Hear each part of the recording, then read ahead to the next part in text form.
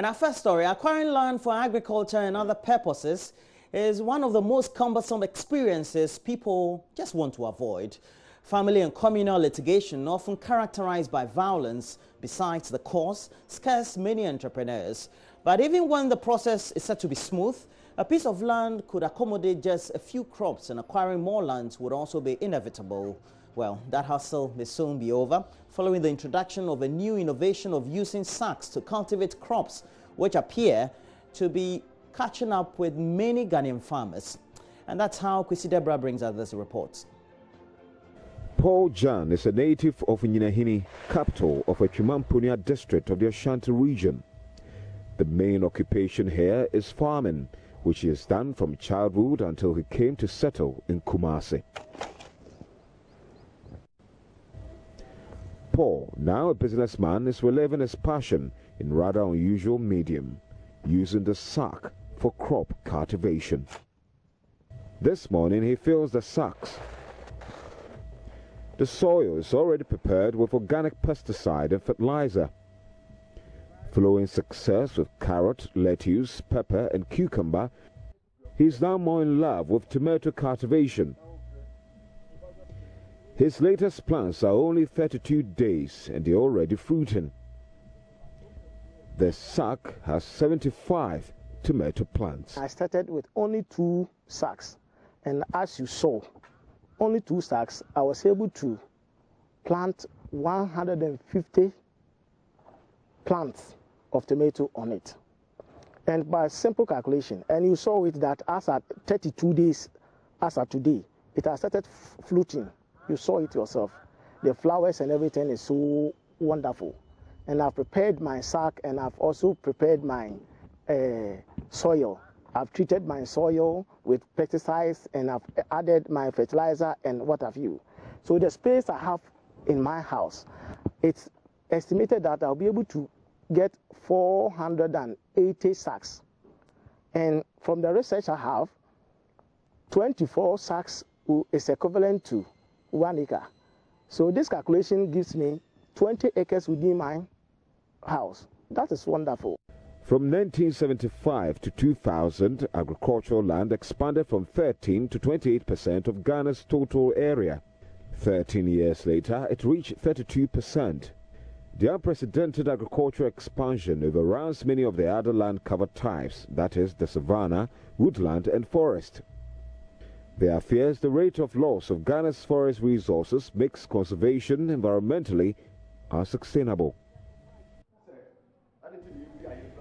Organic Food Revolution, an NGO, is championing the sack farming campaign. Chief Executive Akwesi Bubiansa believes exploring the method is long overdue. You realize that it's a technology that is able to help us conserve land. Instead of going to the farm, acquire acres of land to plow and do all the other stuff, with a sack, with a small space, you're able to plant the same quantity as you would have done on a bare land. So it's very, very economical in terms of land usage. Apart from that, it will create a lot of employment. Whether you are employed or not, you can be part of this. So everybody can take part in this exercise. All that you need is getting a small space, and you are in business. We are asking people to grow these vegetables and eat. But of course, if you have excess, you can sell all of them and make money out of that. Mr. Bubiansa is on a nationwide training program to pass the technology onto over 200,000 targeted farmers. The prisons could be his next target to propagate sack farming to make them more productive. Reporting for JoyNews, Kwesi Deborah. And the Ministry of Science, Technology and Innovation is urging scientists to commercialize research findings to meet Ghana's economic needs. Deputy Minister Patricia P.J. describes as worrying a huge gap between researchers and potential beneficiaries of their work. She was speaking during a familiarization visit to the Council for Scientific and Industrial Research installations in Kumasi. But there are a lot of things that you do up here that can be adopted to address most of the issues that we have in the country.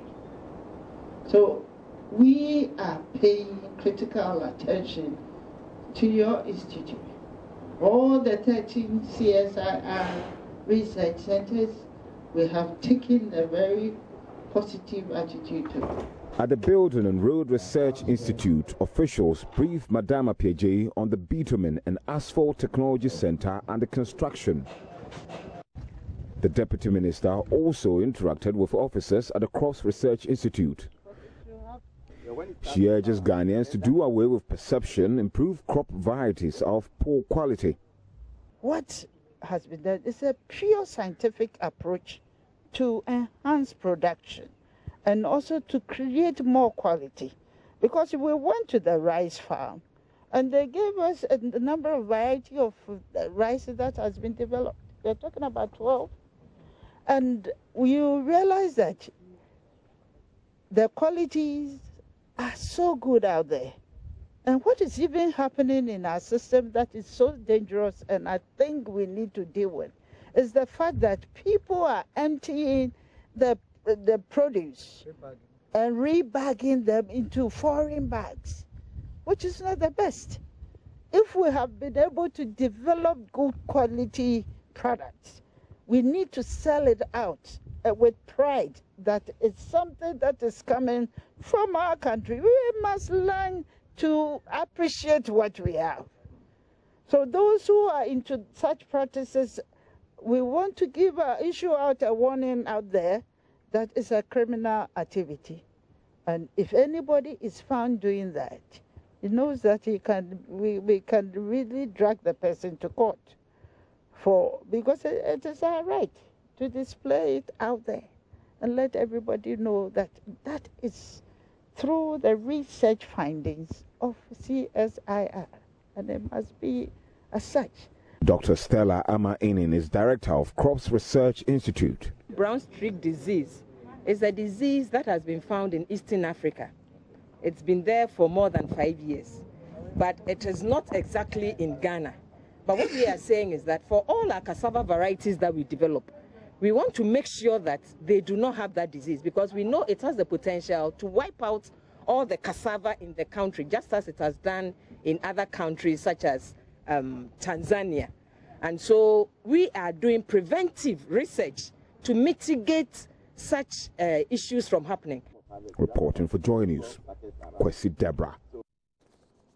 Well, let's turn our attention to some galamsey activities.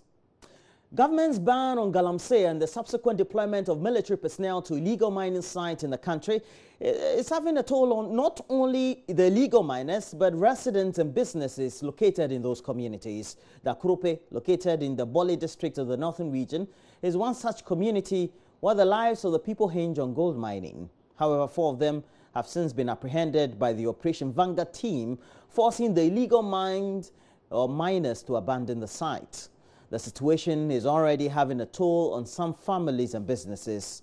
Rafiq Salam traveled to Dakurupe and now reports that the once vibrant gold enclave is gradually being deserted by illegal miners.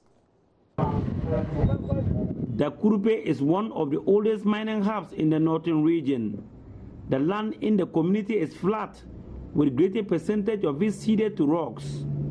Mining of gold at Dakurupe was first started by the British Mining Company 96 years ago. They prospected, dug the pits, and mined for their precious commodity for 26 years before abandoning the site for more lucrative areas. Other mining companies, both legal and illegal, then joined the wagon to enjoy the booty left by the British Mining Company till date. Before the discovery of large deposit of gold here at Dakurupe, one could have counted the number of houses and people around this area. However, the situation is different as the people has a different story to tell. Alhaji Abu Asedu is a father of 7 with 2 wives. He also has 40 people who depend on him to survive. He hails from Dakurupe and has been mining gold here for the past 34 years. Our grandfather told us about the existence of gold in the community. I started mining for gold in 1983. Through gold mining, I have been able to take care of my 2 wives, 7 children, and relatives, some of whom are teachers. Mining is not only in our blood, but our way of life. We cannot stop. The blunt truth is that the life of the Krupe community hinges on mining. The recent ban on illegal mining and the subsequent deployment of military men to mining sites in the country have put their lives on the edge of the sword. These cottages and 3 classroom blocks, constructed for nurses and teachers respectively by the Krupe Small Scale Miners Association, is enough evidence. Isaku Abdul Ganiu is from the Krupe, but was born at Tachiman in the Bonahafo region. He completed senior high school last year, but was unable to make it to any tertiary institution in the country. He traveled to his native the Krupe last month, where he believed he could break the dog, but unfortunately bumped into the ban on illegal mining. It's affecting us because this is our only source of income. Yeah, this is what we do for a living. Yeah, our grandfathers, we didn't met them like into agriculture or farming, so we aren't going to farm. We are here, like, just starving a bit, just managing it. Government promised us that you will be building factories and companies which will help us in case of this galamsey, so we will just be working there. But for now, we haven't seen anything. We don't have any source. Businessmen and women are also feeling the pinch of the ban on illegal mining. Nemo to Osman is from Bolgatanga in the Upper East region. She lost both parents at a tender age. She is now married with 2 children and 4 siblings she is taking care of. She hopped from one mining community to the other, selling food items. All the people have run away because they have heard that soldiers are coming. They are now in the bush. I have not gone to school. Selling food items at Galamsey communities is also my school. I am appealing to the government to have a second look at the ban. Alhaji Abu Asedu stated that for them in the 3 northern regions, they are neither using heavy equipment nor polluting water bodies, but are only using simple tools. We have never recorded any accident here. We don't have jamfam machines. We only use pickaxe and shovel. We have banned women and children from going to site. If the government is to continue with the ban, then we will run away with our wives and children from this community. Government should help us. The Krupe community led by Alhaji Seydou Saibu acquired a small-scale mining license in 2004. On the expiry of the license, a handful of years ago, they made strenuous effort to renew it, but were turned away by dilly-dally staff of Ministry of Lands and Natural Resources. They were later told that the 25 hectares, which was earlier licensed to them, was added to another 50 miles square of land and the concession given to Basa Company Limited. Alhaji Saibu appealed to the government to come to their aid. We have gone to Accra 9 times to renew our lands, but failed. We are appealing to the government to give us back our licenses so that we will have jobs. It is through mining that will develop this community. If the license is renewed, we will be able to put up more schools, construct dams, and nurses' cottages. Executive for Bole, Alele Veronica Hemen appealed to the people to exercise restraint while they look into the issue. I don't know why they've taken their license. I have just said it. Let's find out.